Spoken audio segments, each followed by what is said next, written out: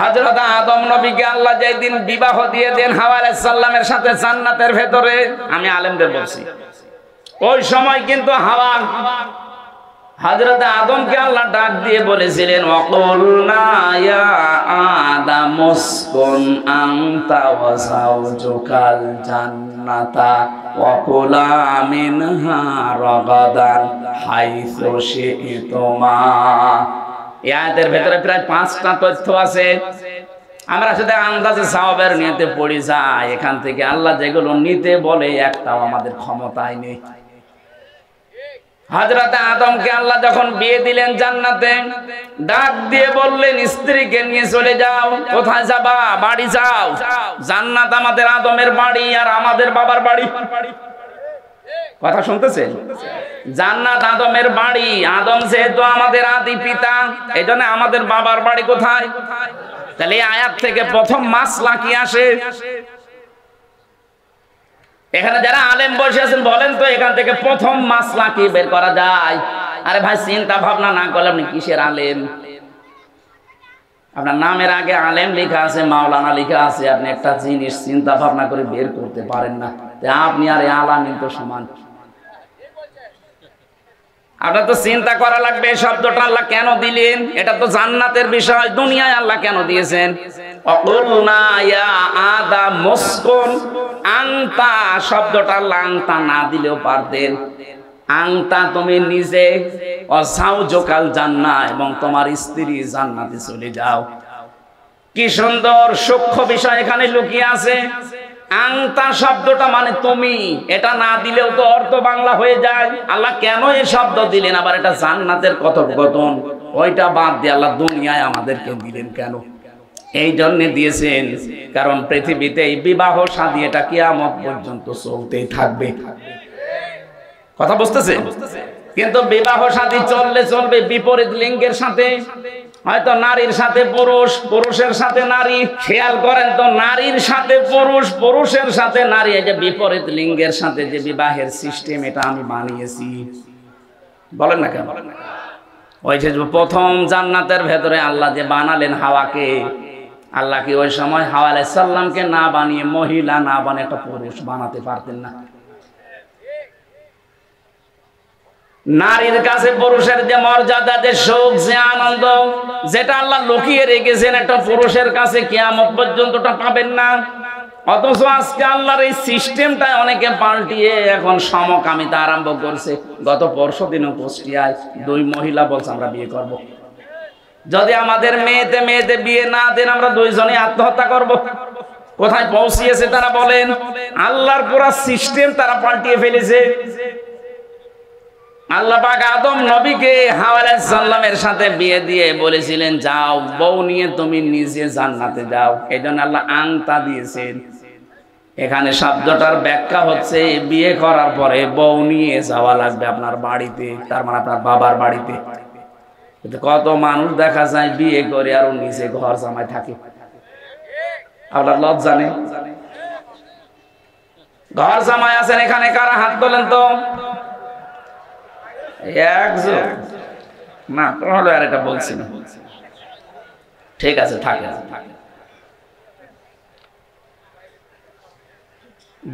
দ্বিতীয় শিক্ষাটা কি? আজ যে বাংলাদেশে 13টা সংগঠন কাজ করছে নারীদের পক্ষে, নারী পক্ষ, নারী স্বাধীনতা আন্দোলন, নারী বিপ্লব পরিষদ, নারী মুক্তি পরিষদ, নারী ঐক্য পরিষদ, এরকম 13টা। এদের প্রত্যেকের স্লোগান মেয়েদের অধিকার সমান দেওয়া লাগবে। পুরুষরা যেভাবে কাজ করছে মহিলারা ওইভাবে কাঁধে কাঁধ মিলিয়ে কাজ করবে। আরে ভাই, এই গঠনই তো আল্লাহ পুরুষকে আর মহিলাকে আলাদা দিয়েছেন। কথা বলে না কেন? আমার এখন 33 বছর বয়স, আমার ম্যাডামের বয়স এখন 26 বছর। ওর যে বয়স, আমার যে বয়স, এই বয়সে একজন পুরুষ আর একজন মহিলা 2 জনের শারীরিক গঠন কি এক? অথচ এক খাবার আমরা 2 জন খাচ্ছি, 2 জনে একই খাবার খাওয়ার পরে একই হাঁড়িতে রান্না বাড়া, একই বাড়িতে থাকা, কিন্তু শারীরিক গঠন অটোমেটিক আল্লাহ ওরটা আমারটা পাল্টিয়ে দিয়েছে। কাজও 2 জনের আলাদা, আমার কাজ বাইরে, ওর কাজ ঘরে। এখন যদি বলি না আমি পুরা পাল্টাবো, এই যে মোটরসাইকেলে করে আসার সময় যারা আসলেন, ভেতরে যে টিউব আছে ও যদি বলে না সারা জীবন ভেতরে থাকলাম, আমার আর ভালো লাগে না, আমার গরম লাগে, আমি উপরে যাব, ও যদি উপরে আসতে চায় মোটরসাইকেল চলবে। কারণ বাইরে থাকতে হলে যে পরিমাণ প্রেসার নেওয়া লাগে, কত খোয়া, কত ইট, কত বালি, কত কাঁটা, ভেতরে যেটা আছে ওটা তো নরম, ওটা বাইরে আসলে 1 মিনিটও টিকবে না। কথা বলে না কেন? আল্লাহ এই জন্য দিয়েছেন কোলা। যারা তাফসীর ভালোভাবে পড়তে চান, বুঝতে চান, এই সূক্ষ্ম বিষয়গুলো নিয়ে বাড়িতে চিন্তা ভাবনা করবেন। আল্লাহ বলেন, আদম তুমি নিজে স্ত্রীকে নিয়ে যাও, এখানে আংতা দিলেন আগে, কিন্তু দ্বিতীয় শব্দে আংতা দেয়নি, একবারে দিয়ে বসন অকুলা। বউ নিয়ে বাড়িতে যাবা ঠিক, বাড়ি যেয়ে নিচে মরণের খাবার খাওয়া, এরপরে বউকে খাওয়াবা না। আল্লাহ কি অধিকার দিয়েছেন দেখলেন? মেয়েরা যদি এই অধিকার গুলো কোরআন থেকে আজ জানতে পারতো, ওরা এই অধিকারের জন্য আন্দোলন করতো। ওরা জানে না, তাই ওদের ফাঁদে পা দিয়ে লাফাচ্ছে যে আমাদেরও সমান অধিকার দিতে হবে। এটা চাইতেছে যে লাঞ্ছিত হচ্ছে, ইজ্জত হারাচ্ছে, সম্ভ্রম নষ্ট হয়ে যাচ্ছে, ওর মান সম্মান সব ধুলায় মিশে যাচ্ছে। বিশ্ববিদ্যালয়ে যখন ছিলাম, সে 15 সালে 16 সালে বের হয়েছি আমি, ওই সময় বাসে যেতাম মাহফিলে, যশোরে ওই যে পাল বাড়ি মোড়ে যেয়ে দাঁড়িয়ে আছে আসরের সময়, দেখি যশোর MM কলেজের মেয়েরা মিছিল নিয়ে আসতেছে ইফটিজিং এর বিরুদ্ধে, ডাইরেক্ট অ্যাকশন। একটা যুবতী মেয়ে, 18, 20 বছর, 22 বছর, 25 বছরের মেয়ে, বুকে কোনো ওড়না নেই, স্কিন টাইট প্যান্ট পরা আর গেঞ্জি গায়ে দেওয়া, এক হাত দিয়ে ব্যানার ধরে আছে আর এক হাত দিয়ে বলছে ইফটিজিং এর বিরুদ্ধে ডাইরেক্ট অ্যাকশন।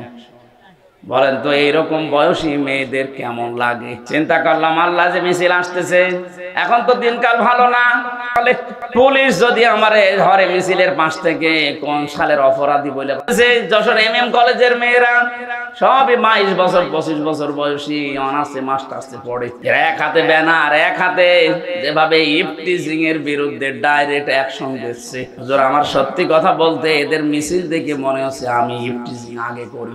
ঠিকই বলিস। বলেন একটা 22 বছর 23 বছরের মেয়ে, বুকে ওড়না নেই, কেমন লাগবে বলেন তো? এই সমস্ত মেয়েরা ওড়না ছাড়া যখন রাস্তাঘাটে বের হয়, রিকশা চালককে ডাক দেয়, মামা, ও মামা, দেখা যাচ্ছে অ্যাক্সিডেন্ট হয়েছে।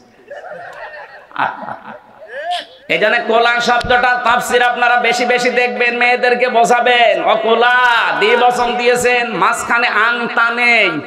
আল্লাহ জানাতে চেয়েছেন, হে আদম, নিজে যা খাবা ঠিক ওই মানের খাবার বউকে খাওয়াবা।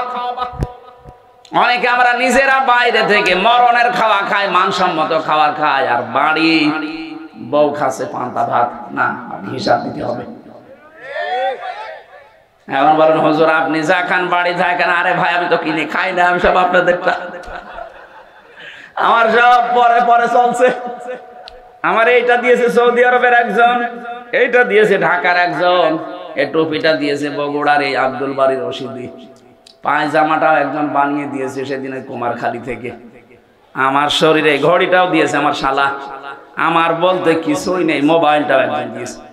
তাহলে আমার যা আছে সব ধানের উপরে, আমার কোনো হিসাব নেই, আমি যা দিচ্ছি ওইটাই বেশি।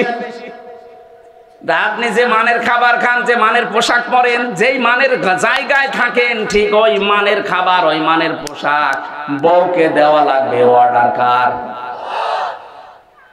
আজ নারীরা যদি বলতো যে আংতা মাঝখানে নেই, তুমি যা খাও এটা ঠিক করো, আজ বাংলাদেশে আমার মনে হয় প্রত্যেকটা ঘরে একটা মিনি জান্নাত হয়ে যেত।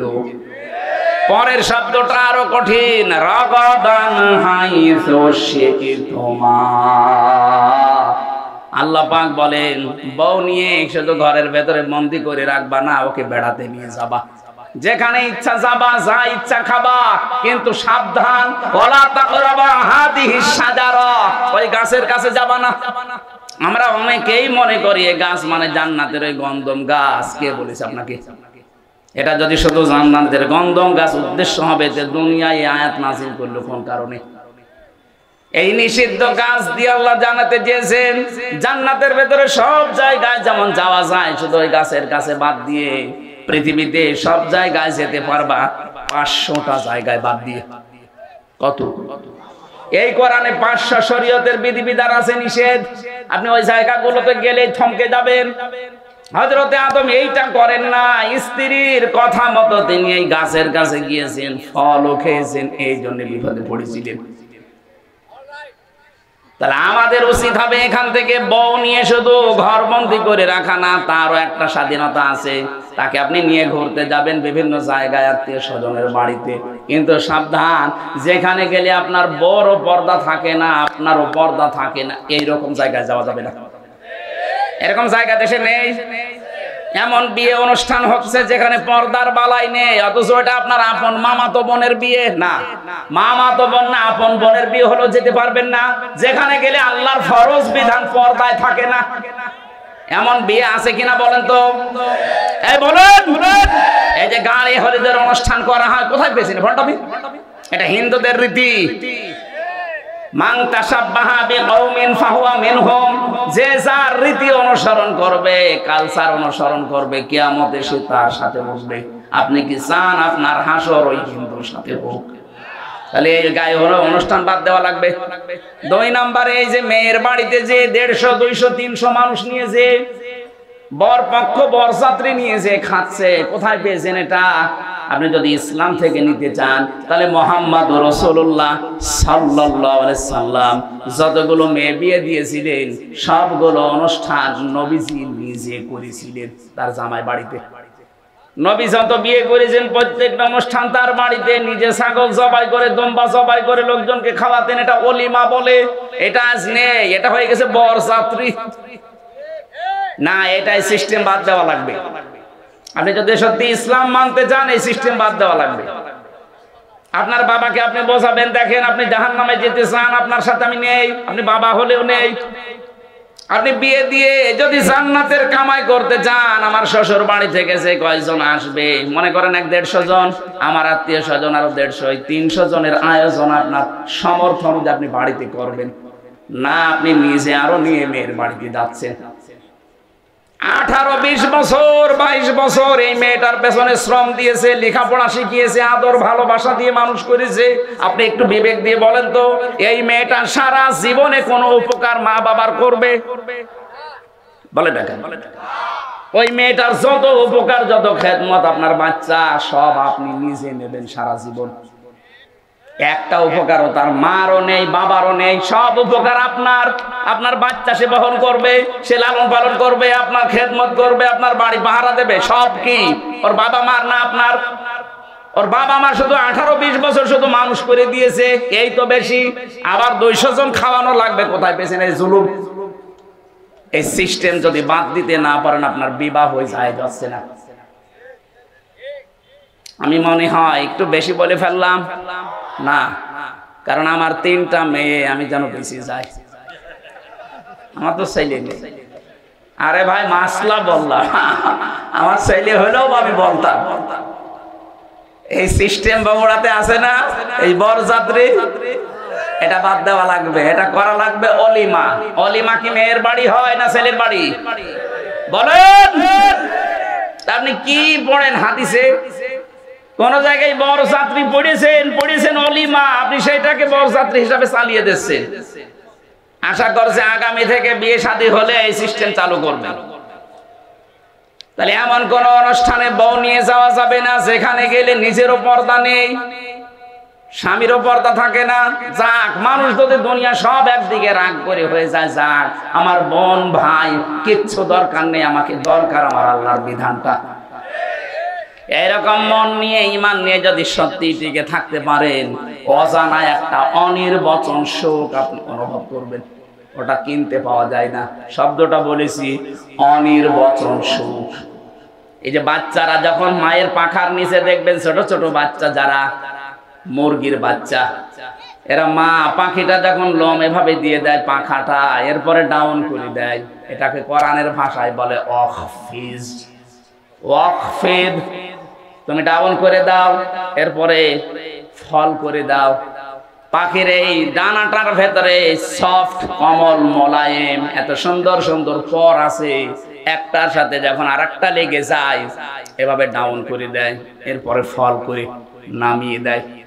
বাচ্চাগুলো ওর নিচে সিল, বিভিন্ন কাক দুশমনদের হাত থেকে বাঁচার জন্য ওর নিচে যে একটা কিচির মিচির আওয়াজ দেয়, কি দেখেছেন না? এইটাকে বাংলায় বলে অনির্বাচন সুখ। এটা কিনতে পাবেন না, এটা আলাদা। আল্লাহ পাক বলেন দুনিয়া সব একদিকে যাক, তুই যদি আমার বিধান নিয়ে দাঁড়িয়ে থাকতে পারিস, হ্যাঁ তোর বোন হয়তো রাগ করবে, তোর চাচা হয়তো রাগ করবে, তোর খালা হয়তো রাগ করবে। আমি যে আল্লাহ বিধান দিয়েছি, বিধানের উপরে টিকে থাকতে গেলে, টিকে যদি থাকতে পারিস, দুনিয়া সব একদিকে যাক, আমি আল্লাহর জন্য যদি একাও দাঁড়িয়ে থাকতে পারিস, একটা আলাদা সুখ আমি তোকে দেব। আমার আজকের আলোচনার বিষয় ছিল মেয়েদের এই ভুল ভাল বুঝিয়ে যারা আজ বেপরদায় চালানোর চেষ্টা করছেন। আপনাদেরকে যে অধিকার, যে স্বাধীনতা ইসলাম দিয়েছে, পৃথিবীর কোন ধর্মে আমি পাইনি। বহু ধর্মের তুলনামূলক আমি বিশ্লেষণ করেছি, কোন ধর্মে এত অধিকার দেওয়া হয়নি। জোরে বলেন সুবহানাল্লাহ। আমার ভাইরা, আল্লাহ রাব্বুল আলামিন ঈমান আছে কিনা, আমি এই শব্দ থেকে এসেছিলাম। ঈমান আছে কিনা আপনি পরীক্ষা করবেন, আপনার থার্মোমিটার এটা। ভালো কাজ আপনাকে আনন্দ দেবে, অন্যায় দেখলে আপনার ভেতর থেকে একটা বাধা আসবে। কথা বুঝতেছেন? খারাপ লাগবে আপনার, তখন বুঝবেন আপনার ঈমান আছে। এরকম ঈমানদারকে আল্লাহ ডাক দিয়ে জানিয়েছেন, উদখুলু ফিস-সিলমি কাফা, তোমরা প্রবেশ করো পুরাপুরি ইসলামে। কেন সিলমন দিলাম? এখানে শব্দটা সালমন হবে, সিলমন যে কোনো একটা বললেই হয়। সিন যদি জবর দিয়ে পড়েন সালমন, তাহলে বাংলা অর্থ হবে শান্তি। আর সিলমন যদি সিনে জের দিয়ে পড়েন, বাংলা অর্থ হবে ইসলাম। আল্লাহ কি ইসলামে প্রবেশ করতে বলছেন না শান্তিতে? না। আপনি এই শুধু এই কোরআন শরীফ না, পৃথিবীর অনেক কোরআনে আছে যেখানে দেখবেন 7 রকম কিরাত পড়ে যে কারীরা, 7 কিরাতের কারী শোনেননি তেলাওয়াত? আন্তর্জাতিক কারী যারা, কারী আব্দুল বাসেত, ওনারা যখন তেলাওয়াত করতেন দেখবেন এই আয়াতটা 7 রকম করে পড়তেন। ইয়া আইয়ুহাল্লাযীনা আমানু দুখুলু ফিস-সালমি কাফা, হে ঈমানদারেরা তোমরা শান্তিতে প্রবেশ করো পুরাপুরি। আরে ভাই, ইসলামে প্রবেশ করার মানেই তো শান্তিতে। ইসলাম মানে কি বলেন বলেন বলেন। এবার আসেন আমি ব্যাখ্যায় যাচ্ছি। তাহলে সিন দিয়ে জবরে পড়া যায়, জেরেও পড়া যায়। জবর দিয়ে হবে শান্তি, আর জের দিয়ে হবে ইসলাম। অধিকাংশ মুফাসসিরিনে কিরাম প্রায় 42টা তাফসীরের ভাষ্য এই আপনারা ইসলামে প্রবেশ করেন এই ভাষ্য দিয়েছেন। আর আধুনিক তাফসীর এখন যেগুলো বের হচ্ছে, এগুলোর ভাষ্য আলাদা। আমি আগেরটা বললাম, সব মুফাসসির দিয়েছেন তোমরা প্রবেশ করো ইসলামে। হ্যাঁ, এখন ইসলামে প্রবেশ করবেন কি করে? আপনি তো আংশিক প্রবেশ করার কথা নেই, কাফ থা পরিপূর্ণ। আমার এবার বোঝানোর বিষয় তাফসীর থেকে আমি যেটা নোট করেছি সেইটা বলছি। এবার আল্লাহ রাব্বুল আলামিন জানিয়েছেন 5টি আলামত আপনার ভেতরে পাওয়া যাবে, আপনি যে ইসলামে পরিপূর্ণ প্রবেশ করলেন কিনা এটা আপনি বুঝবেন। কয়টা? আমি সহ যারা এখানে আছি আজকে প্রত্যেকেই মিলাবো, তারপরে বাড়ি যাব।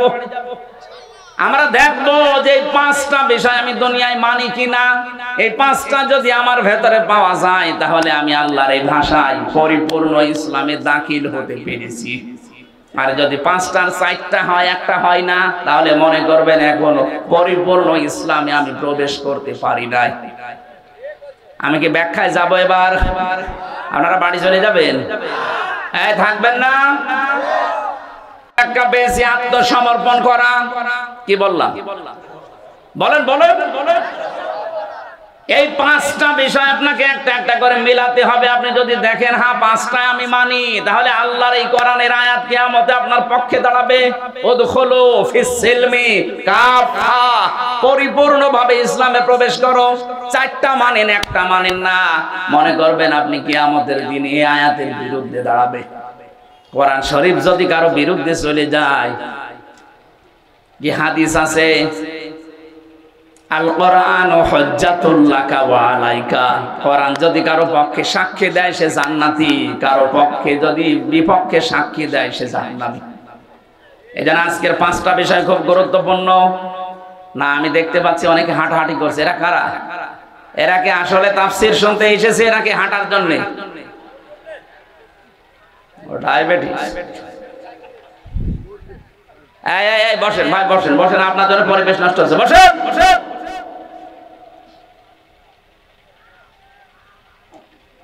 এত সুন্দর ক্লাস আপনি কোথায় পাবেন? এই যে নিরিবিলি ক্লাস চলছে, বিশ্ববিদ্যালয়ে যারা ক্লাস নেয় দেখেছে এক একটা শব্দের এত ব্যাখ্যা নিয়ে আসে তারা, কারণ তারা লেখাপড়া করে। আমাদের তো আর ওই মানের জ্ঞান নেই। আমি যতটুকু পেরেছি চেষ্টা করছি বোঝানোর সহজ ভাবে। আপনি তো আমাকে সাহায্য করবেন একটু পরিবেশটা ঠিক করে দিয়ে। ইসলামের ভেতরে আমি পরিপূর্ণ প্রবেশ করেছি কিনা তার আলামত কয়টা? আরো জোরে ছাত্রের মতো জবাব দেন, কয়টা? 1 নম্বরে আত্মসমর্পণ করা, 2 নম্বরে আপনার ভেতরে ইখলাস লাগবে, 3 নম্বরে বিশুদ্ধ আকীদা লাগবে, 4 নম্বরে উত্তম চরিত্র লাগবে, 5 নম্বরে লেনদেনে স্বচ্ছতা থাকা লাগবে। কয়টা বললাম? এই 5টা শব্দের ভেতরে কত কথা আছে আমার এই ছোট মাথার ভেতরে যত আছে, এরকম 1-1.5 ঘন্টা না, 5 রাত আমি একাধারে শুধু 5টা শব্দের ব্যাখ্যা করতে পারবো ইনশাআল্লাহ। আজকে প্রথমটা আমি শুরু করছি আত্মসমর্পণ। আল্লাহ রাব্বুল আলামিন সূরা মুমিন 26 নম্বর পারা 13 নম্বর পৃষ্ঠার 13 নম্বর লাইনের 66 নম্বর আয়াতে ঘোষণা দিয়েছেন যে আত্মসমর্পণ কিভাবে করবা।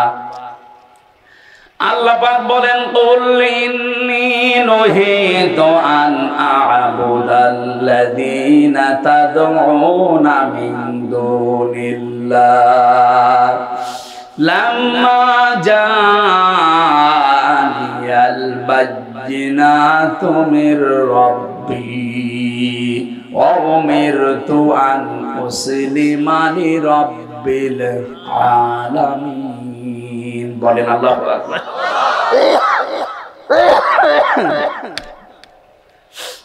তোমরা যাদের ইবাদত করো, নবী আপনি বলেন তোমরা যাদের ইবাদত করো, আমার কাছে স্পষ্ট দলিল আর প্রমাণ আসার পরে আমাকে নিষেধ করা হয়েছে তোমাদের ওই ডাকা বিষয়গুলো, আল্লাহ বাদে যাদেরকে ডাকো আমি যেন তাদেরকে না ডাকি, তাদের ইবাদত যেন না করি।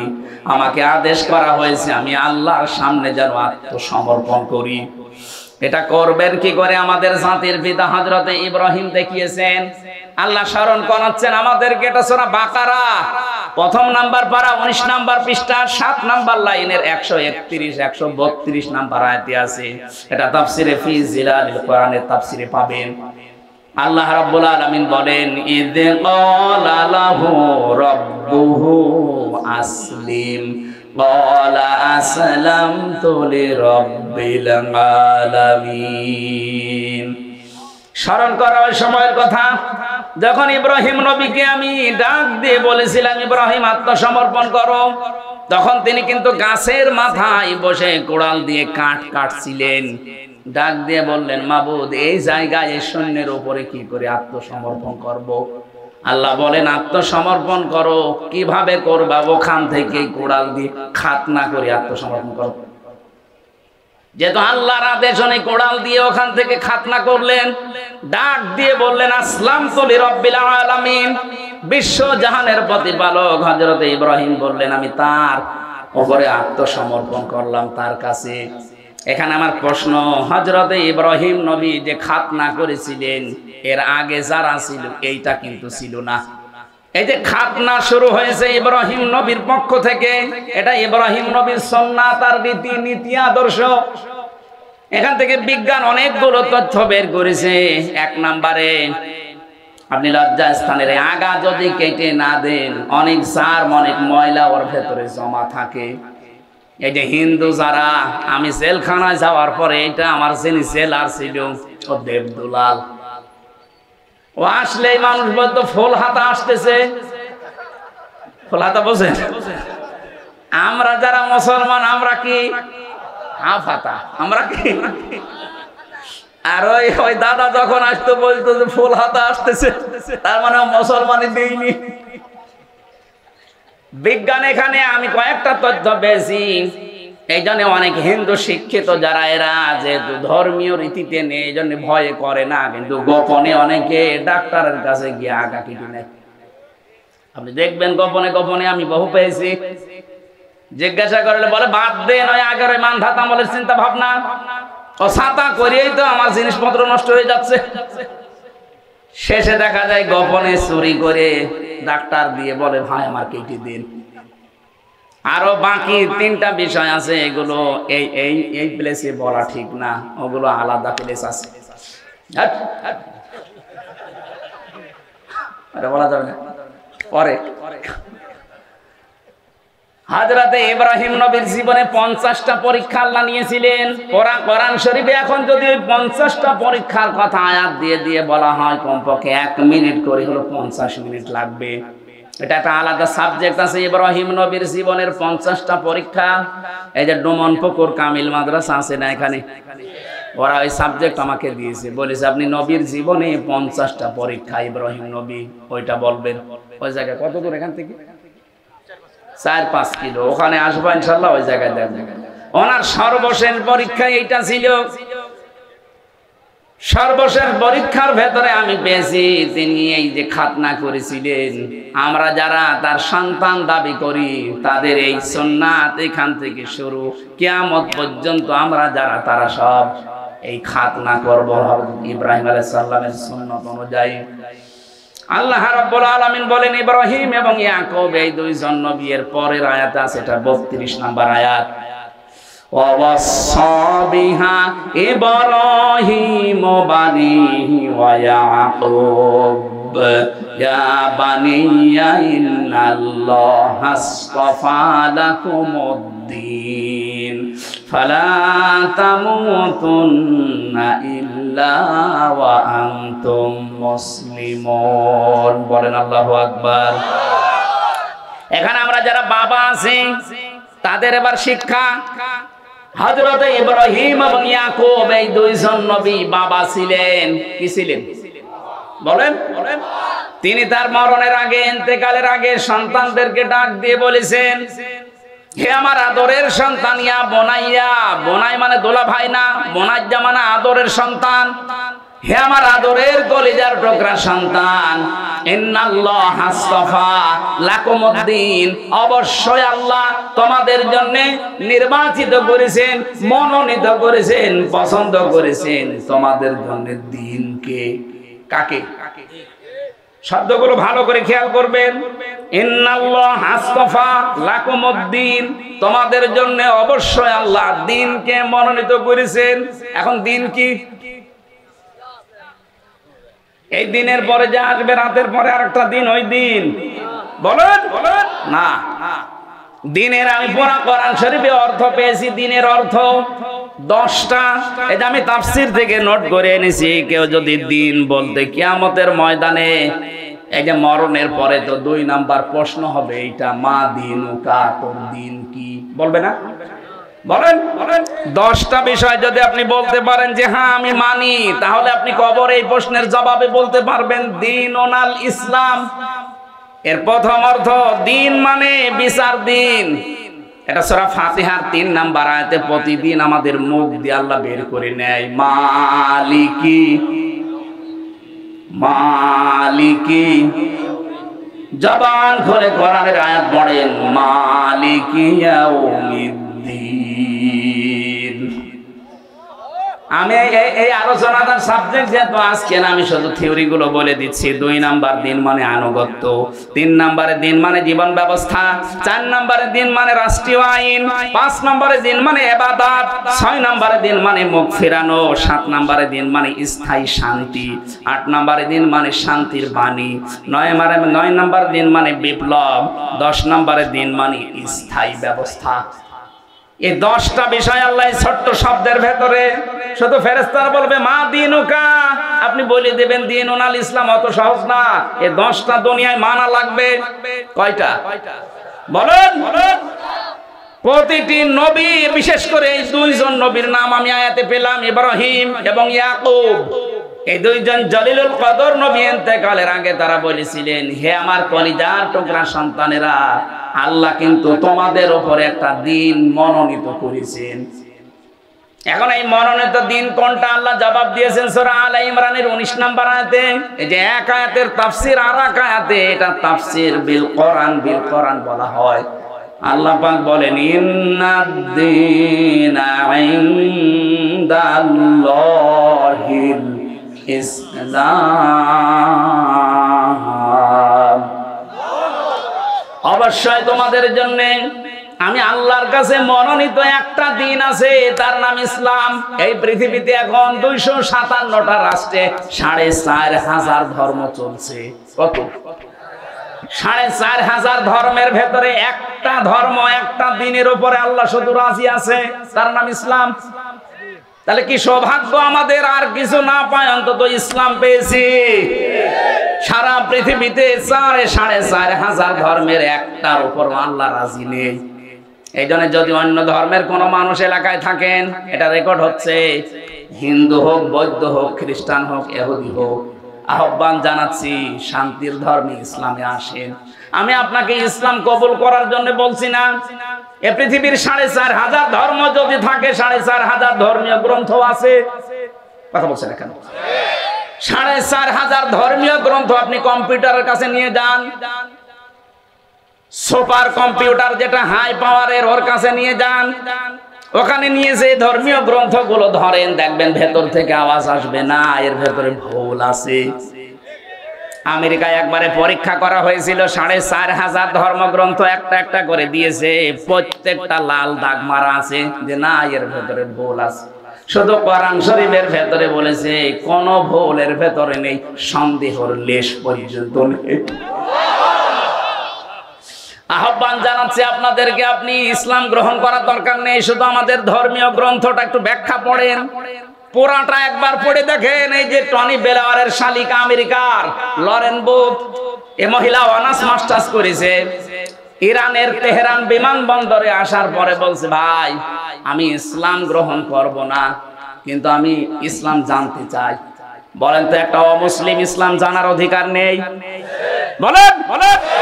মুসলমানকে ডাক দিয়ে বলেছে ইরানের তেহরান বিমানবন্দরে যে আমি ইসলাম মানবো না, কিন্তু আমি জানতে চাই অথেন্টিক ইসলাম মানা যায় কি পড়লে, সেই বই দেন। আপনার কাছে যদি কোনো হিন্দু বলে আমি ইসলাম গ্রহণ করব না, কিন্তু ইসলাম জানতে চাই, কি দেবেন? কথা বুঝে শুনে বলছে। ফতোয়া কালকে বের হবে, যাও তো ওযু নেই, কোরআন দিলেন কি করে?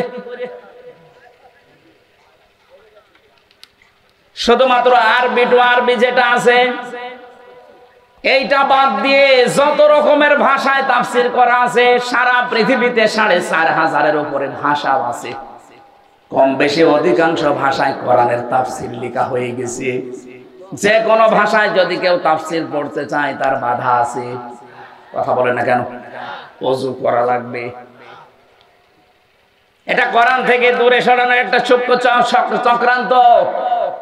পৃথিবীর অন্যান্য কোন ধর্মগ্রন্থ ধরতে গেলে ওযু করা লাগে না, শুধু মুসলমানের ধর্মগ্রন্থ ধরতে গেলে ওযু করা লাগবে। কোথায় পেয়েছেন আপনি?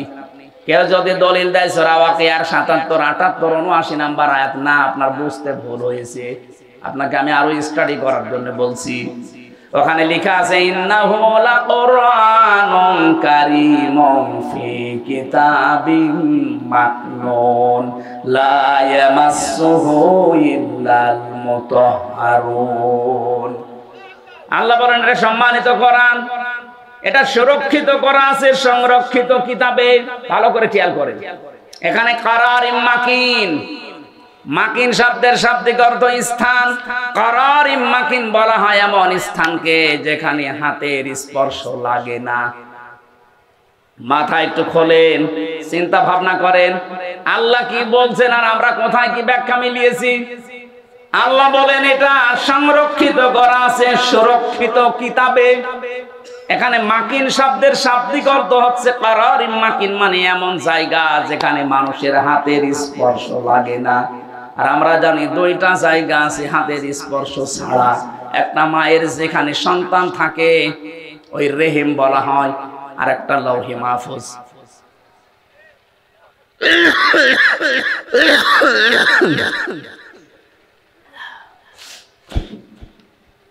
এ পর্যন্ত যদি বুঝে থাকেন, আমি সামনের আয়াতে যাচ্ছি। কারারিম মাকিন মানে কি বুঝেছেন? অন্তত আলেমরা তো বোঝার কথা। কারারিম মাকিন মানে এমন জায়গা যেখানে হাতের স্পর্শ লাগে না। আর এই স্পর্শ লাগে না মায়ের ওই সন্তান থাকা জায়গায় জরায়ু বলা হয়, যেখানে সুরক্ষিত, ওখানে হাতের স্পর্শ লাগে। আর একটা জায়গা আছে লাউহে মাহফুজ। এখানে যেহেতু কোরআনের বিষয়, এটা তো মায়ের জরায়ুর সাথে মেলে না। মেলে? বলেন না কেন? এটা মিলবে তাহলে আরশের সাথে। লাউহে মাহফুজ যেখানে কোরআন ফলকে লেখা আছে ওই জায়গায়, এটা যে ওই জায়গা তার প্রমাণ পরের আয়াত। এই জন্য তাফসির করতে হলে আগের আয়াত পরের আয়াতের সাথে সম্পর্ক কি, এটা তাফসিরের উসুলের 13টা নিয়মের 1 নাম্বার নিয়ম এটা। আপনি আন্দাজে কোন আয়াত থেকে তাফসীর করতে গেলে ভুল করে ফেলবেন। আগে দেখবেন আগের আয়াতে পরের আয়াতের সম্পর্ক কি, এর রিলেটেড কি আছে কিনা, এটা আগে মিলানো লাগবে। যেহেতু আল্লাহ পাক এখানে জরায়ুর কথা বলেননি, বলেছেন কোরআনের কথা। আর কোরআন মায়ের জরায়ু থাকে না, থাকে কোথায়? লাউহে মাহফুজে। পরের আয়াতে আল্লাহ ইঙ্গিত ওই দিকে দিয়েছেন, লা ইয়ামাসসুহু। এই যে হু, এটার ইঙ্গিত ইশারা দিয়েছেন আল্লাহ ওই লাউহে মাহফুজের দিকে। এটা যে মাহফুজের দিকে, লাউহে মাহফুজের দিকে ইঙ্গিত দিলেন, কি করে বুঝলেন? এই যে মুতাহহারুন, এই শব্দটার ব্যাখ্যায় বোঝা যায়। মুতাহহারুন শব্দের শাব্দিক অর্থ হচ্ছে পবিত্র আর নিষ্পাপ। মুতাহহারুনের অর্থ কয়টা? 2টা। বলেন বলেন। 1 নম্বরে নিষ্পাপ, 2 নম্বরে পবিত্র। আপনারা যেভাবে আগ্রহ নিয়ে শুনছেন, আমি আশা করছি কোরআনে কারীম কিছু দেবে আপনাদেরকে। একটু মিলান এখান থেকে। মুতাহহারুন মানে একদিকে পবিত্র, আর একদিকে না, ছাত্র তো ভালো না, নিষ্পাপ। এবার বলেন তো, পৃথিবীতে আমরা যারা আছি একেবারে নিষ্পাপ মানুষ কেউ আছে? 100% পবিত্র কেউ আছে? এটা তাহলে অবশ্যই ফেরেশতাদের সাথে। কথা বলছে না কেন? আর ফেরেশতারাই দুনিয়ার কোরআন নিয়ে নাড়াচাড়া করছে কোথায়? লৌহে মাহফুজে। বলেন বলেন। তাহলে ওযু ছাড়া কোরআন ধরা যাবে না, এ ফতোয়া দিয়ে মানুষদেরকে কোরআন থেকে দূরে সরানো, এটা ইহুদি আর খ্রিস্টানদের একটা চক্রান্ত। নবীজি টয়লেট থেকে আসলেন, টয়লেট থেকে আসার পরে তিনি পরিষ্কার পরিচ্ছন্ন হওয়ার পরে তাকে গোশত দেওয়া হয়েছে, রান্না করা, তিনি গোশত খেলেন। নবীজিকে জিজ্ঞাসা করা হচ্ছে, হে নবী, আমরা কি, হযরত ইবনে মাসউদ বলেন, আমি কি পানি নিয়ে আসবো আপনার জন্য, ওযু করবেন না? বিশ্বনবী ওই দিন বলেছিলেন, সাহাবী, আল্লাহ পাক শুধু নামাজের আগে আমাকে ওযু করার আদেশ দিয়েছেন, তাছাড়া পৃথিবীর কোনো কাজ করার আগে ওযু করা লাগবে, আমার বাধ্যবাধকতা নেই। তাহলে নামাজ ছাড়া বাকি দুনিয়ায় যত কাজ আছে, কোন কাজের আগে ওযু করা বাধ্যতামূলক। বলেন বলেন। সেটা কোরআন পড়া হোক, সেটা হাদিস পড়া হোক, সেটা রোজা রাখা হোক। রোজা না রেখে কেউ যদি, মানে রোজা রাখবে যদি ওযু করে না রাখে, রোজা হবে না। বলেন না কেন? কোরবানি দেবে, ওযু করেনি, কোরবানি হবে না। নবীজি তো একেবারে স্পষ্ট বললেন যে নামাজ পড়া বাদ দিয়ে পৃথিবীর কোন কাজের জন্য আল্লাহ আমাকে ওযু করার বাধ্যবাধকতা দেয়নি। তার মানে এই হাদিস থেকে প্রমাণ, এই আয়াত থেকে প্রমাণ হয় ওযু ছাড়া, শুধু আমি আপনাকে সম্মানের জন্য বলছি, আরবি টু আরবি যেটা, এটা বাদ দিয়ে বাকি ব্যাখ্যা যত আছে দুনিয়ায় সব আপনি ধরতে পারবেন। আমি মনে হয় ক্লিয়ার করতে পেরেছি। যদি না হয় আপনি আলাদা বসবেন। যেই ব্যাখ্যাটায় ছিলাম আমি, দিন হিসাবে ইসলামকে যদি আপনি মানতে চান, এই মহিলা লরেন বুথ 3টা বছর কোরআনে কারিমকে একেবারে তন্ন তন্ন করে পড়েছে। আমার মতো জানাকুম আনাকুম না, প্রতিটি শব্দে 33টা করে অর্থ বের করেছে মহিলা। কি পড়া পড়েছে চিন্তা করেন। 3 বছর একাধারে পুরা কোরআন শরীফ শেষ করে ব্যাখ্যা সহ। শুধু আমার মতো বললাম না, আনাকুম জানাকুম না, পোড়াটা কি পড়া পড়ে 53 জায়গায় লাল দাগ দিয়েছে। সংবাদ সম্মেলন করে সাংবাদিকদের বলছে, মুসলমানরা এতদিন বলতে কোরআনে ভুল নেই, আমি 53 জায়গায় ভুল পেয়েছি। কোথায় কোথায় দেখান তো। উনি প্রথমেই দেখিয়েছে সূরা নিসার 34 নম্বর আয়াত, আর রিজালু কাওয়ামুনা আলান নিসা। না, মেলা সময় হয়ে গেছে, ব্যাখ্যাগুলো আজকে আর হবে না, মেলা সময় লাগবে। এক একটা শব্দে লক্ষ লক্ষ কথা আছে। উনি শেষ পর্যন্ত সিদ্ধান্ত নিয়ে বলেছিলেন 53 জায়গার শেষ জায়গায় গিয়ে দেখলাম যেখানে ভুল ধরে তার আগের আয়াতে পরের আয়াতে এই জবাব আল্লাহ 1500 বছর আগেই দিয়ে গেছে। শেষে আমার জীবনের ভুল ধরা পড়ে গেছে, আমি মুসলমান হয়ে গেলাম। ওকে বারবার সাংবাদিক বলেছিল, আপনি একটা খ্রিস্টান মহিলা, পৃথিবীতে সবচাইতে বেশি মানুষ বাস করে খ্রিস্টান ধর্মে। কোন ধর্মে? আপনি একটা খ্রিস্টান ধর্মের মানুষ, এত মানুষ আপনার ধর্মে, আপনি ওই ধর্মই বাদ দিয়ে দিলেন। মুসলমানদের ধর্ম দুনিয়ায় 2 নম্বরে আছে। কয় নম্বরে?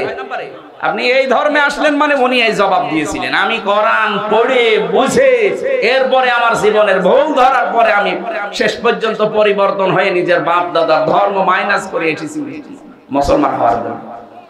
যেহেতু আল্লাহর কাছে মনোনীত ধর্ম ইসলাম, আহ্বান জানাবো যারা সেই ধর্মে আছেন, আপনাকে আমি ইসলাম কবুল করার জন্য চাপাচাপি করছি না। কারণ লা ইকরাহা ফিদ্দিন, দিনে কোনো বাড়াবাড়ি নেই, জোর জবরদস্তি নেই। আপনাকে আমি পড়তে বলছি। আপনি আমাদের 4500 ধর্মগ্রন্থ দুনিয়ায় কোরআনটা পড়ে দেখেন। লরেন বুথের মতো 1-1.5 বছর 2 বছর পড়েন, বাধ্য হবেন কোরআনের কাছে মাথা নত। আল্লাহর কাছে মনোনীত ধর্ম নাম কি? সূরা আলে ইমরানের 85 নম্বর আয়াতে আল্লাহ এর দলিল আর একটু বিস্তারিত দিয়েছেন। আল্লাহ পাক বলেন, ওয়ামাইয়াবতাগি গায়রাল ইসলামি দীনান ফালাই ইউকবালা মিন ওয়া হুয়া ফিল আখিরাতি মিনাল খাসিরিন। দুনিয়াতে ইসলাম বাদ দিয়ে যদি অন্য কোন নিয়ম নীতি দিয়ে কেউ আল্লাহকে রাজি করতে চায়, ওর জীবনের কোন ইবাদত বন্দেগী কবুল হচ্ছে না, হবে না। হুয়া ফিল আখিরাতি মিনাল খাসিরিন, সবচাইতে বড় ক্ষতিগ্রস্ত হবে লোকটা আখিরাতে। জোরে বলেন নাউজুবিল্লাহ। আমার ভাইরা, আমার নোট করা বিষয় সবগুলো আজকে আর হবে না মনে হয়। আমি 2য় নম্বর বলেছিলাম, আত্মসমর্পণ করাই শুধু না, ইখলাস থাকা লাগবে আমাদের প্রতিটি কাজে। এটা দলিল দেওয়া আছে সূরা জুমারের 11 নম্বর আয়াতে। 3 নম্বরে বিশুদ্ধ আকীদা তৈরি করতে হলে শিরক আর বেদাত মুক্ত বিশ্বাস তৈরি করা লাগবে। 4 নম্বরে আমাদের চরিত্র হওয়া লাগবে উত্তম। বিশ্বনবীর চরিত্র দেখে মানুষ ইসলামে আসতো, আর আমাদের চরিত্র দেখে আজ অনেক মুসলমান ও কাফের হয়ে যাচ্ছে। 5 নম্বরে লেনদেনের স্বচ্ছতা, এইটাই আসল বিষয়। কত মানুষ দেখতে মনে হয় আকাশ থেকে পালিয়ে এসেছে, অথচ টাকা ধার নিলে এক কথা বলছেন, দোকানে বাকি খেয়েছে, যদি দেখে দোকানে বাকি, ও দোকানের সামনে দিয়ে আর যায় না, অন্য রাস্তা দিয়ে ঘুরে যায়। এটা যে একটা ইবাদত মনেই করে না। লেনদেনের স্বচ্ছতা থাকা লাগবে। আপনি ধার নিয়েছেন টাকা, বললেন 15 দিন পরে দিয়ে দেব, 15 মাস হয়ে যাচ্ছে, খবর নেই, আপনার নামাজ রোজা সব মাঠে মারা যাবে। এই জন্য 5টা বিষয় যখন দেখবেন, হ্যাঁ দুনিয়ায় আমি মানতে পারলাম, তাহলে বুঝবেন আপনি উদখুলু ফিস সিলমি কাফা, পরিপূর্ণ আপনি ইসলামে প্রবেশ করেছেন। এটা আলামত বললাম। 2য় নম্বর হলো তাত্তাবিউ খুতুওয়াতিশ শাইতান, শয়তানের অনুসরণ করা যাবে না তাদের পদাঙ্ক। শয়তানের অনুসরণ আছে 7টা। কয়টা? ইন্নাহু লাকুম আদুউম মুবিন, অবশ্যই সে তোমাদের প্রকাশ্য শত্রু। এবার শয়তান অনুসরণ করা, খুতুওয়াতিশ শাইতান কাকে বলে? পৃথিবীতে আমরা মনে করি শয়তান মানে ওই আসল যে শয়তান না, মানুষের ভেতরেও শয়তান আছে, তাদের অনুসরণ করা যাবে না। 1 নম্বরে যারা অপচয় করে, কি করে? দুনিয়ায় যত রকমের বড় গুনাহ আছে, জেনা করেন, আল্লাহ কিন্তু বলে না শয়তানের ভাই, চুরি করেন শয়তানের ভাই, কিন্তু যারা অপচয় করে তাদেরকে আল্লাহ বলেন ইন্নাল মুবাদদিরিনা কানু ইখওয়ানা শায়াতিন। এগুলো আর মানুষ থাকে না, শয়তানের ভাই হয়ে যায়। শয়তানের 2 নম্বর কাজ, সে হচ্ছে যৌনতা ছড়ায়, লজ্জা স্থান উন্মুক্ত করে রাখতে ভালোবাসে। আজ যারা নিজেদের লজ্জা স্থান গোপন অঙ্গগুলো উন্মুক্ত করে রাখতে ভালোবাসে, সে নারী হোক আর পুরুষ হোক, ও যেন বিশ্বাস করে আর মানুষ নেই। কি আরো জোরে বলেন।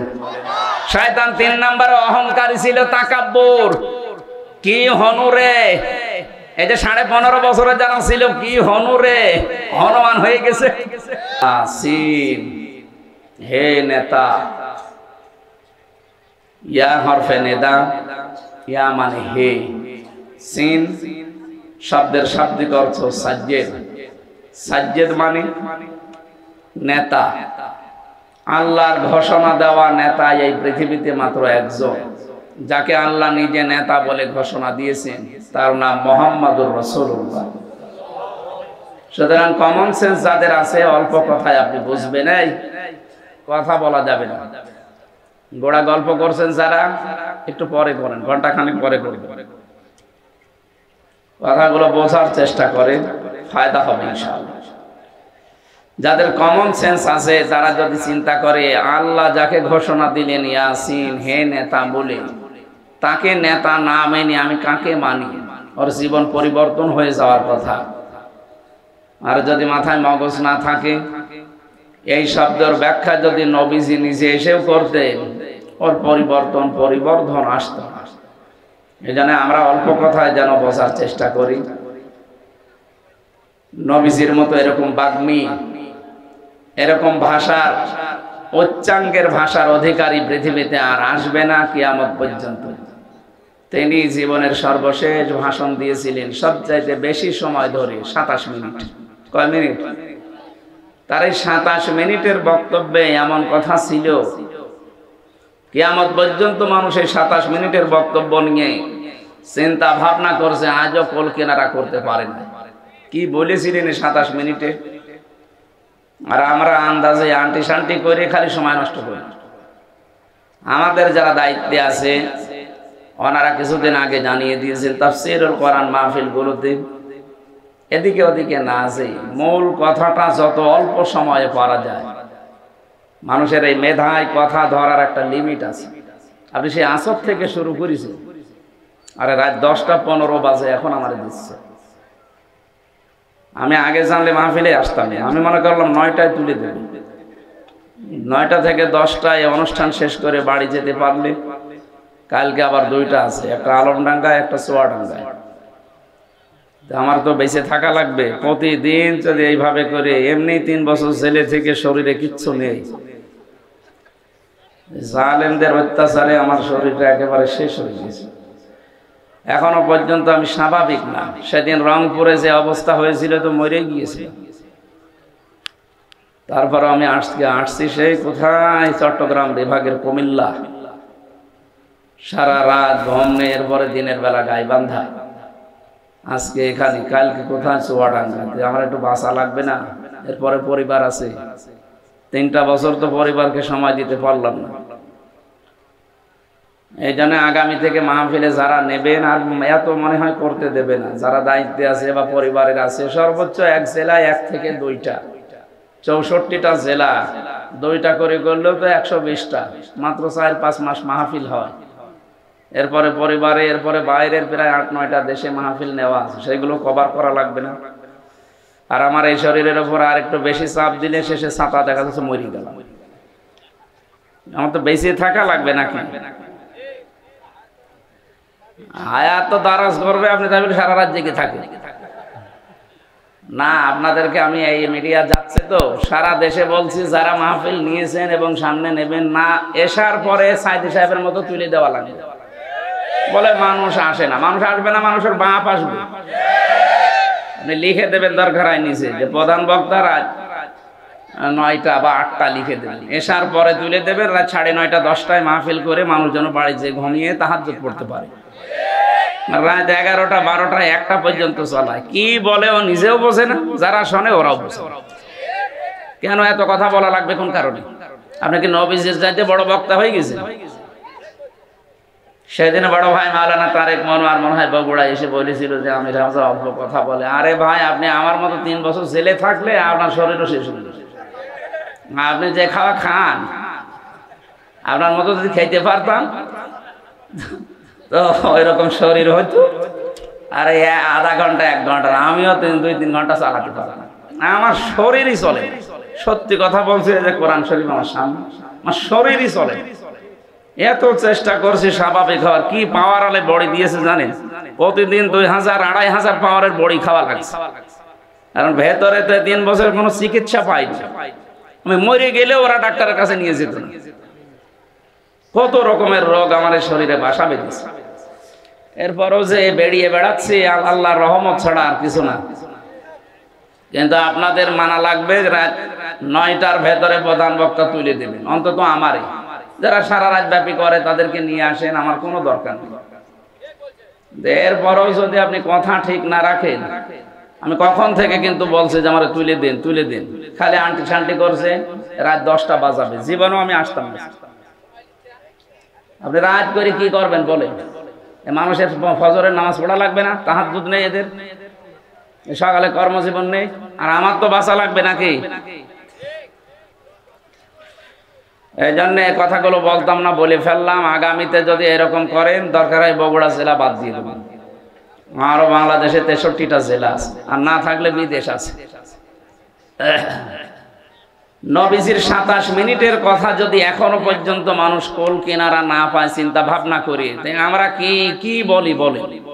1-1.5 ঘন্টা 2 ঘন্টা কথা বলে, ওর কথার ভেতরে কোনো মাল ম্যাটারেস কিচ্ছু নেই, আন্দাজে চিল্লায়। এখান থেকে এক খাবলা, ওখান থেকে এক খাবলা। আরে ভাই, সিরিয়াল আকারে 10 মিনিট বল, দেখ ওখান থেকে 5টা শিক্ষা বের হবে। আর লিখে দিয়েছেন তাফসীরুল কোরআন মাহফিল, এক একটা আয়াতে যত কথা আল্লাহ দিয়েছেন, একটা শব্দের ব্যাখ্যা করলে তো রাত শেষ হয়ে যাওয়ার কথা। এজন্য আমরা চেষ্টা চালাচ্ছি আল্লাহর রহমত ভিক্ষা নিয়ে, যে তাফসীর আকারে আজকের তেলাওয়াতকৃত আয়াত থেকে কথা বলবো ইনশাআল্লাহ। খালি ট্রাস্ট দিলাম, যাদের বিবেক আছে তারা যেন নবী বাদে অন্য কাউকে নেতা না মানে। কে বলে যে আমার নেতা অমত আমার নেতা, এই বিভিন্ন নেতার আদর্শ মানার ঘোষণা দেন। আপনি মানুষ, আপনি কি বলতে পারবেন যে নেতার আদর্শ মেনে আপনি ঘোষণা দিচ্ছেন তার জীবনে কোনো মিথ্যা কথা নেই, সে জীবনে কোনোদিন চুরি করেনি, তার চরিত্র ভালো, তার পুরা চরিত্র আপনার কাছে পরিষ্কার না, সে যেই হোক, শুধু একটা মানুষের পুরা জীবনী আল্লাহ নিজে গ্যারান্টি দিচ্ছেন, ওয়া ইন্নাকা লাআলা খুলুকিন আযীম। হে নবী, আপনাকে আমি মহান চরিত্র দিয়েছি। এই 63 বছরের ভেতরে কলম ঢোকানোর মতো কোনো কায়দা নেই। কারণ কমন সেন্স থাকার পরেও তাকে মানেন না। আপনি মানেন আপনার বাবাকে, আপনি মানেন আপনার দাদাকে। এই যে যারা বাপ দাদার কথা বললে আনন্দ পায়, খুশি হয়, ফিরে যেতে চায় তাদের দিকে, এই মানুষগুলো জাহান্নামী। বহু জায়গায় কোরআনে বহু জায়গায় আয়াত যারা দিয়েছেন, আমি 2 জায়গার কথা বলছি। সূরা বাকারা এক জায়গায়, সূরা মায়েদা 7 নাম্বার পারা 4 নাম্বার পৃষ্ঠার 1ম নাম্বার লাইনের 104 নাম্বার আয়াতে আছে। খুব ভালো করে মিলাবেন। আল্লাহ পাক বলেন, ওয়া ইযা কিলা লাহুম তাআলাউ ইলা মা আনসালাল্লাহু ওয়া ইলার রাসূলি ক্বালু হাসবুনা মা ওয়াজাদনা আলাইহি আবাআনা আওয়ালাউ কানা আবাউহুম লা ইয়ালামুনা শাইআন ওয়া লা ইয়াহতাদুন। হে নবী, যখন মানুষদের মাঝে আপনি বলবেন আসো আল্লাহর বিধানের দিকে আসো, আসো আমার আদর্শের দিকে আসো, আপনি দেখবেন অনেক মানুষ এমন পাওয়া যাবে, ক্বালু, তারা বলবে, হাসবুনা, আমাদের জন্য যথেষ্ট, মা ওয়াজাদনা আলাইহি আবানা, আমাদের পূর্বপুরুষ বাপদাদা মুরব্বীদের কাছে আমরা যা পেয়েছি ওইটাই যথেষ্ট, আর লাগবে না। আমার তো মনে হয় বাংলাদেশে আয়াতটা 100% কার্যকর। কোরআন শরীফ আপনি গলিয়ে খাওয়াতে যাবেন, তারপরও বলবেন না আমার বাবা বলেছে, আমার পীর সাহেব বলেছে।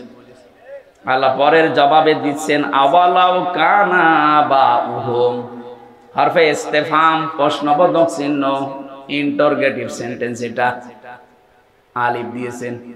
আওয়ালাউ কানা আবাউহুম, যদিও তাদের এই পূর্বপুরুষেরা, বাপ দাদারা, পীর সাহেবরা, এদের এই মুরব্বীরা, লা ইয়ালামুনা শাইআন, সভ্যতার বিকাশ না থাকার কারণে হয়তো দিন সম্পর্কে ওই রকম কিছু জানতো না, ওয়ালা ইয়াহতাদুন, এবং হেদায়েত প্রাপ্তও ছিল না, এরপরেও তারা অন্ধভাবে ওদেরকে মেনে চলবে।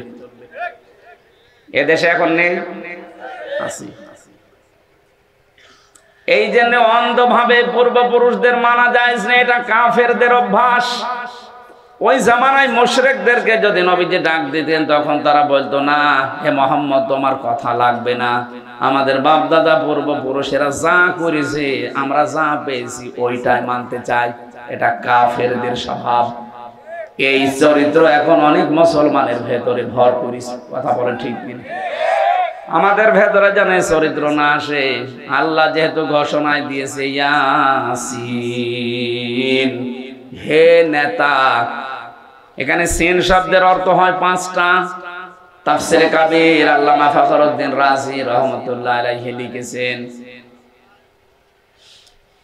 সিন মানে সাজ্জিদুল আলামিন, সিন মানে সাজ্জিদুল বাশার, সিন মানে সাজ্জিদুল কাওনাইন, সিন মানে সাজ্জিদুল আম্বিয়া, সিন মানে সাজ্জিদুল মুরসালিন। এই যে কোরআনে কারিমের এক একটি অক্ষরের ভেতরে এত কথা লুকিয়ে আছে, যদি আপনি ব্যাখ্যা করতে যান আপনার জ্ঞান যত বেশি, যত টান দিতে পারবেন তত নতুন তথ্য বের হবে।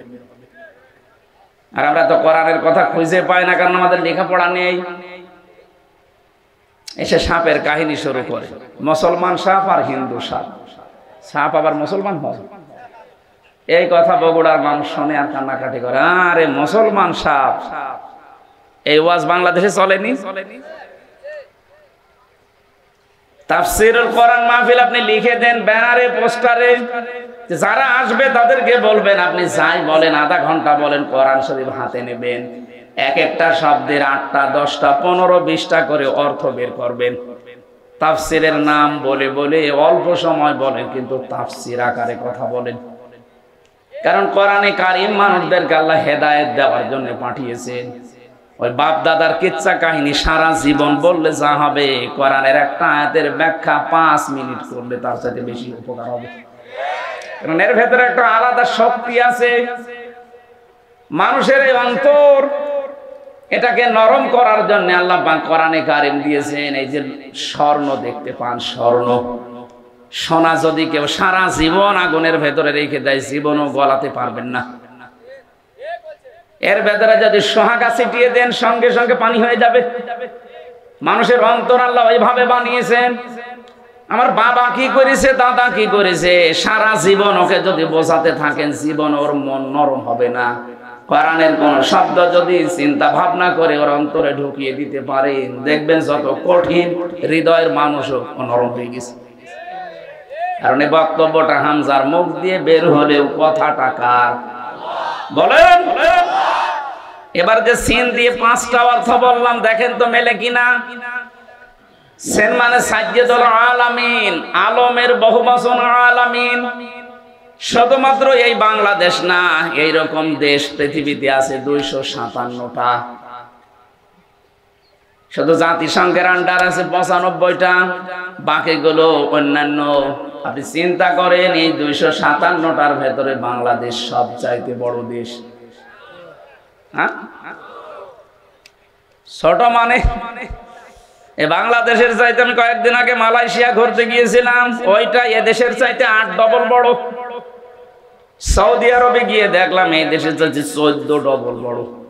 ভারতে যত প্রদেশে ঘুরেছি বাংলাদেশের চাইতে 29 ডবল বড় এই ভারত। বাংলাদেশ 59টা জোড়া দিলে যত বড় হবে এক আমেরিকা একাই অত বড়। তাহলে ওই সমস্ত দেশের তুলনায় আমাদের এই বাংলাদেশ একটা পাড়া। এতটুকু একটা জায়গা, এর ভেতরে 64টা জেলা, 630টা থানা, এর ভেতরে নন্দীগ্রাম একটা। এখানে কতগুলো গ্রাম আছে, তার ভেতরে এই দোলা সিংড়া একটা। এখানে কত বিঘা জমি আছে দেখেন, হাজার হাজার বিঘা জমি থানায়। এর ভেতরে এই জায়গাটা একটা মাত্র জায়গা। এখানে কত মানুষ আমরা আছি, এর ভেতরে আপনি একজন। বলেন তো শুধু পৃথিবীর তুলনায় আপনি কি? এরকম বিশাল পৃথিবী, এই যে তারকা দেখতে পান মিটি মিটি করে জ্বলে, বিজ্ঞান বলছে এইরকম পৃথিবী 27টা জোড়া দিলে যত বড় হবে এক তারকা তার চাইতে বড়। এত বড় বড় বিশাল তারকা যখন ব্ল্যাক হোলের পাশ দিয়ে যায়, ব্ল্যাক হোল তখন চকলেটের মতো চুষে খেয়ে ফেলে। মিল্কি ওয়ে বানিয়েছে আল্লাহ, ছায়াপথ বানিয়েছে, নিহারিকা বানিয়েছে। এই যে সূর্যটা 13 লক্ষ গুণ বড় এই পৃথিবীর চাইতে, 13 লক্ষ গুণ। আপনার মাথা এমনি আউলিয়ে যাবে। তাহলে আলামিন দিয়ে আল্লাহকে বুঝিয়েছেন, দেখেছেন। শুধু এই বাংলাদেশ না, শুধু এই পৃথিবী না, যত জগৎ আল্লাহ বানিয়েছেন, যত জগৎ, সব জায়গায় আল্লাহর কথা যেমন চলে, মুহাম্মাদুর রাসূলুল্লাহর কথা ওইরকম চলে। এর ব্যাখ্যা পাবেন সূরা আলাম নাশরা 4 নম্বর আয়াতে, ওয়া রাফা'না লাকা যিকরাক। হে নবী, আপনার মর্যাদা, আপনার নাম আমি কি উপরে তুলে দেইনি? কত উপরে তুলেছি জানেন? এ তামাম দুনিয়ায় একটা সেকেন্ডও বাদ যায় না যেখানে আল্লাহর নাম উচ্চারণ হয় না। শুধুমাত্র এই বাংলাদেশে 13 মিনিট একাধারে আল্লাহর নাম উচ্চারণ হয়। আপনি টেকনাফ থেকে শুরু করেন আজান দেওয়া, পঞ্চগড়ের তেতুলিয়ার বাংলা বান্ধা পর্যন্ত যান, এই 1100 কিলোমিটারের ভেতরে 13 মিনিট একাধারে আজান হয়। কথা বুঝতেছেন না? বোঝেননি? টেকনাফের একেবারে শেষ মাথা, যেখানে টেকনাফ নদী, নাফ নদী, একেবারে বাংলাদেশের শেষ গ্রাম যেখানে, ওখানে যখন আল্লাহু আকবার আজান দেয়, ওর হয়তো 2 মিনিট পরে কক্সবাজারে দেয়, ওর 2 মিনিট পরে চট্টগ্রামে দেয়, ওর 2 মিনিট পরে টাঙ্গাইল দেয়, ওর 2 মিনিট পরে দেখবেন দিচ্ছে হয়তো রংপুরে, এর 2 মিনিট পরে ঠাকুরগাঁও, এর 2 মিনিট পরে বাংলা বান্দা। পুরাটা হিসাব করে আমরা দেখেছি 13 মিনিট একাধারে আল্লাহর নাম হতেই আছে। এতটুকু দেশে যদি 13 মিনিট একাধারে হয়, 257টা রাষ্ট্র, তাও কত বড় বড় রাষ্ট্রের খবর দিলাম বলেন। এ তামাম দুনিয়া একটা সেকেন্ডও বাদ যায় না যেখানে আল্লাহু আকবার শব্দ উচ্চারণ হয় না।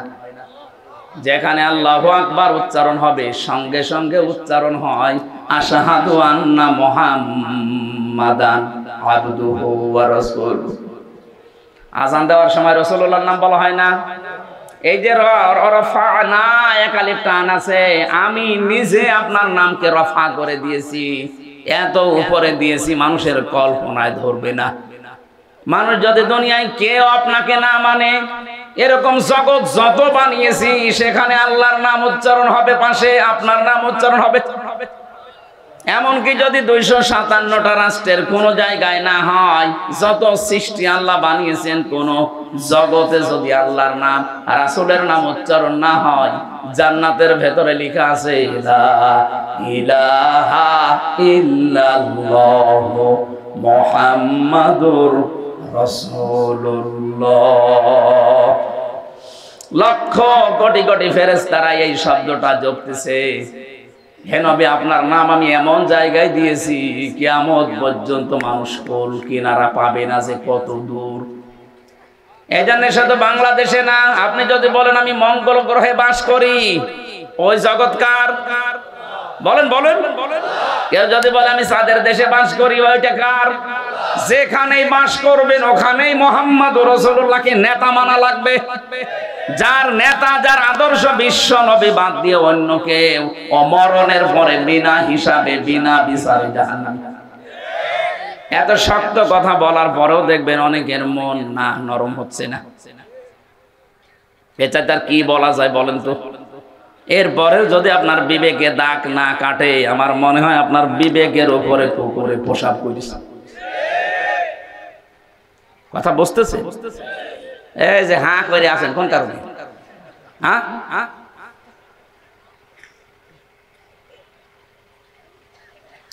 তাহলে সিনের প্রথম সামারাইজ কি? যত জগৎ আল্লাহ বানিয়েছেন, এটা নাজ্জালুল আমরু বাইনাহুন্না, এটা সূরা তালাকের ভেতরে আছে। যত জগৎ আল্লাহ বানিয়েছেন, প্রত্যেকটি জায়গায় আল্লাহর বিধিবিধান নাজিল হচ্ছে। ওখানে যারা আছে তাদের জন্য আল্লাহর বিধান ওই রকম। এখানে যেহেতু মানুষ বাস করে, মানুষের জন্য বিধান। আসমানে আল্লাহ যাদেরকে রেখেছেন সেখানে ওই রকম বিধান আল্লাহ দিয়েছেন। যত জিনিস আল্লাহ বানিয়েছে তার জন্য আলাদা আলাদা বিধান যেহেতু আছে। আর ইয়াতানাজ্জালুল আমরু বাইনাহুন্না, যত আসমান জমিন আল্লাহ বানিয়েছেন, আমরা জানি 7 তবক আসমান জমিন, 7টা হলেও তো 7 জায়গায় মানুষ নেই, আছে। আসমানের উপরে হয়তো আমাদের মতো মানুষ নেই, এখানে অন্য জাতি আছে, কি আছে আমাদের কল্পনার বাইরে, কিন্তু সেখানে আল্লাহর বিধান নাজিল হচ্ছে। সেখানে আল্লাহ ওদের জন্য কি লাগবে সেটা দিয়েছে, কিন্তু পাশাপাশি মুহাম্মদ রাসূলুল্লাহর আদর্শ সেখানেও মানা লাগবে। প্রশ্ন আসতে পারে তো মানুষই না কি মানবে? ওদের জন্য যেরকম, যেমন পাখি, পাখি কি মানুষ বলেন? কিন্তু পাখির জন্য আমার নবী মুহাম্মদ রাসূলুল্লাহকে আল্লাহ রহমত করে পাঠিয়েছিলেন। হযরত উমাইর রাদিয়াল্লাহু তাআলা আনহু ছোট মানুষ, তিনি খেলা করছিলেন ধোলা নিয়ে মরুভূমির ভেতরে। নবীজি মসজিদে নববীতে নামাজ পড়তে যাবেন, দেখলেন উমাইর একা, পাখিটা নেই। ডাক দিয়ে বললেন, উমাইর কেমন আছো? তোমার সেই হলুদ পাখিটা কই? হযরত উমাইর কেঁদে ফেললেন, ডাক দিয়ে বলে, হে রাসূল, আপনি এত বড় মাপের মানুষ, আপনি শুধু তো এই মক্কা নগর নিয়ে চিন্তা করেন না, মদিনা নিয়ে চিন্তা করেন না। আপনাকে আল্লাহ তামাম দুনিয়ার জন্য নবী করে পাঠিয়েছেন। আপনি আমার মতো ছোট মানুষের খবর রাখেন, এমনকি আমার ওই পাখির খবর পর্যন্ত আপনি রাখেন। কথাটা কত দূর গিয়েছে বলেন তো? দ্বিতীয় নম্বর অর্থ সিন মানে সাজ্জাদুল বাশার। বাশার মানে মানুষ। বাশার মানে কি? মানুষ। পদবাচ্যে যারা বিবেচিত তাদের জন্য নেতা মানা লাগবে। এটা দুনিয়ার বিষয় হলে আমি বলতাম না, কারণ মরণের পরে প্রতিটি মানুষ কিন্তু তার নেতার সাথে উঠবে। কথা বলেন। ইয়াউমা নাদউ কুল্লা উনাসিম বিইমামিহিম, সূরা বানী ইসরাঈলের ৭১-৭২ নম্বর আয়াতে আছে, আল্লাহ পাক বলেন কিয়ামতের দিন প্রতিটি মানুষকে আমি আল্লাহ আমার সামনে দাঁড় করাবো তার নেতার সাথে। কার সাথে? নেতা যদি মুহাম্মদ রাসূলুল্লাহর আদর্শের অনুসারী না হয়ে লেনিনের আদর্শের অনুসারী হয়, লেনিন যে জাহান্নামে যাবে, আপনাকেও কিন্তু জাহান্নামে যাওয়া লাগবে। আমি ইঙ্গিত দিলাম, আশা করি আপনি বুঝে ফেলেছেন, এত ব্যাখ্যা করা লাগবে না। ৩ নম্বরে সাইয়্যিদুল কাউনাইন। কাউনাইন মানে উভয় জগৎ, শুধু এই জগৎ না, এরপরে যে জগৎ আসতেছে, ওই কিয়ামতের ময়দানের জন্য আমাদের নবী মুহাম্মদ রাসূলুল্লাহ থাকবেন নেতা। সমস্ত নবীরা যেখানে ফেল করে যাবে, সবাই এক বাক্যে বলবে, আমাদের আর কিছু করার নেই, তোমরা যাও, সকলের নেতা সাজ্জিদুল বাশার মুহাম্মাদুর রাসূলুল্লাহ, তার কাছে যাও। ৪ নম্বরে সাজ্জিদুল আম্বিয়া, শুধুমাত্র মানুষ না, শুধুমাত্র দুনিয়া উভয় জগৎ না, আল্লাহ বলেন নবী যাদেরকে পাঠিয়েছিলাম তারা পর্যন্ত বিশ্ব নবীকে নেতা মেনে নিয়েছে। এই দলিলটা আছে সূরা আলে ইমরান ৩ নম্বর পারা ১৯ নম্বর পৃষ্ঠা ১২ নম্বর লাইনের, এটা ৮১ নম্বর আয়াতে আছে। রব্বুল আলামিন বলেন অমিনান ওয়া হিকমা। এটা আমার উদ্দেশ্য না, শুধু আয়াতটা পড়লাম। ৫ নম্বরে সাজ্জিদুল মুরসালিন, শুধু নবী না, যারা রাসূল হয়ে এসেছিলেন দুনিয়ায়। এই পৃথিবীতে আল্লাহ রাসূল পাঠিয়েছেন কয়জন বলেন তো? ৫১১ জন, আর বাকিগুলো সব ছিল নবী। মুসলিম শরীফের ভেতরে আছে ৫১১ জনকে আল্লাহ রাসূল বানিয়েছিলেন, আর বাকি ১,২৪,০০০ যে নাম শোনা যায় সবাই ছিলেন নবী। নবী আর রাসূলের ভেতরে আবার পার্থক্য আছে, এটা তার ক্লাস চলছে না, যেভাবে ভেঙে বোঝানো লাগবে। এক কথায় নবী ছিলেন বাকি সবগুলো, রাসূল ছিলেন ৫১১ জন। এই ৫১১ জনের কাছেও আমাদের নবী ছিলেন আদর্শ নেতা। এবার আপনার মাথার ভেতরে মগজ আছে, বুদ্ধি আছে, একটু খাটান।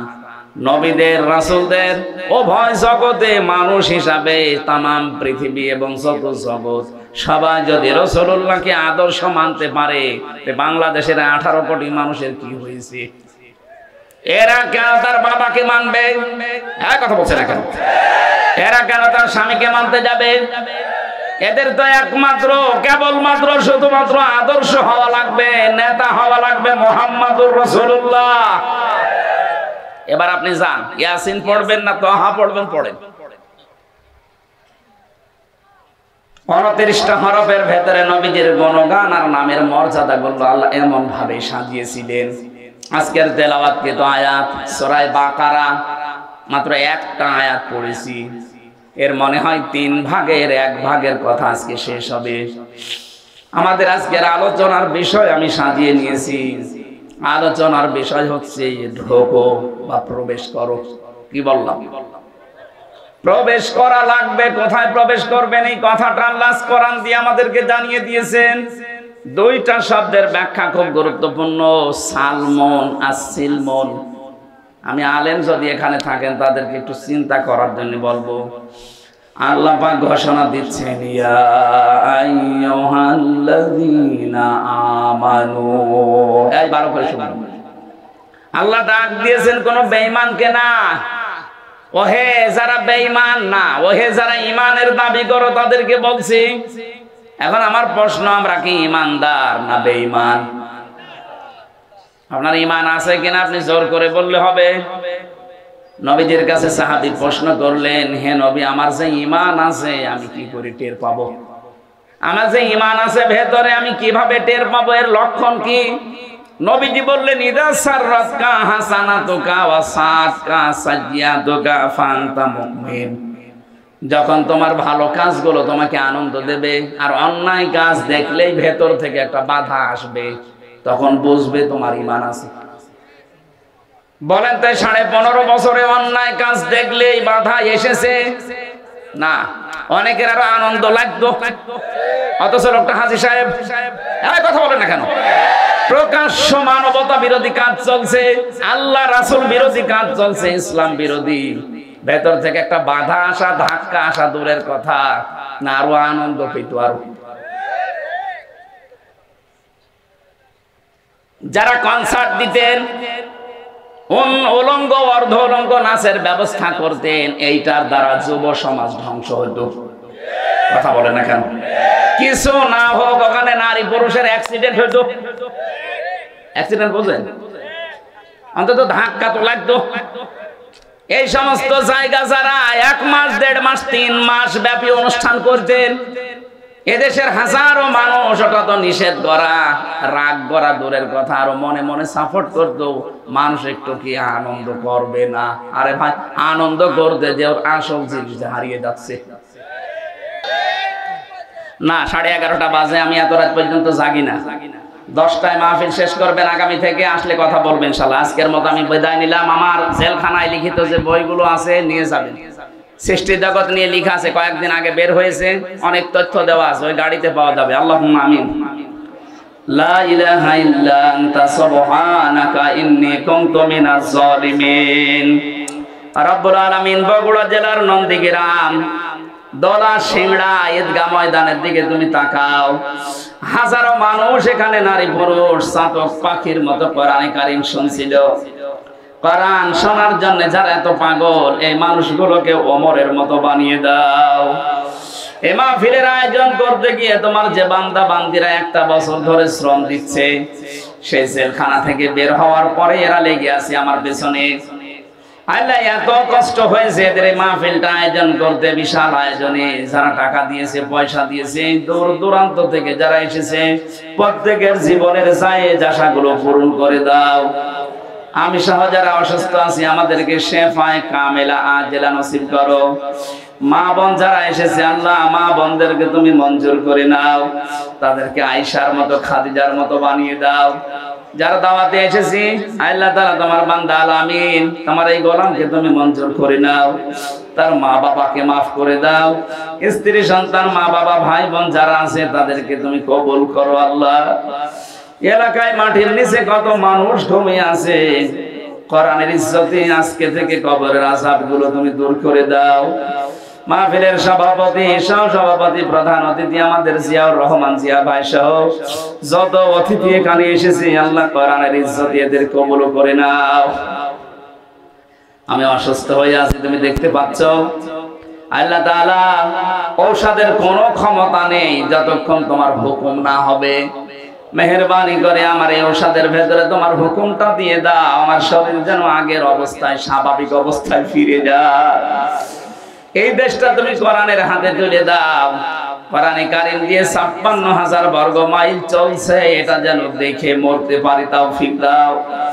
যে ষড়যন্ত্র চলছে বাংলাদেশ নিয়ে, আল্লাহ সব ষড়যন্ত্র চক্রান্ত সব নষ্ট করে দাও। কয়েকদিন ধরে যেগুলো চলছে, বিশেষ করে সাইফুল ইসলাম আলিফ ভাই অ্যাডভোকেট, তাকে মেরে ফেলেছে। কি কারণে মেরেছে এখনো পর্যন্ত উদ্ঘাটন হয়নি। যারা এর সাথে জড়িত তাদেরকে তুমি উলঙ্গ করে দাও। এই দেশকে তুমি শান্তি, স্বস্তি, নিরাপত্তা দিয়ে ঢেকে দাও। কখন কার কাছে আজরাইল চলে আসে জানি না। আল্লাহ তাআলা পরিপূর্ণভাবে ইসলামে প্রবেশ করার যে 5টি আলামত দিয়েছো, আমি সহ প্রত্যেকের জীবনে সেট করে দাও। বারাকাল্লাহু লানা ওয়া লাকুম ফিল কোরআনিল আযীম। মরণ আসলেই যেন পড়তে পারি লা ইলাহা ইল্লাল্লাহ।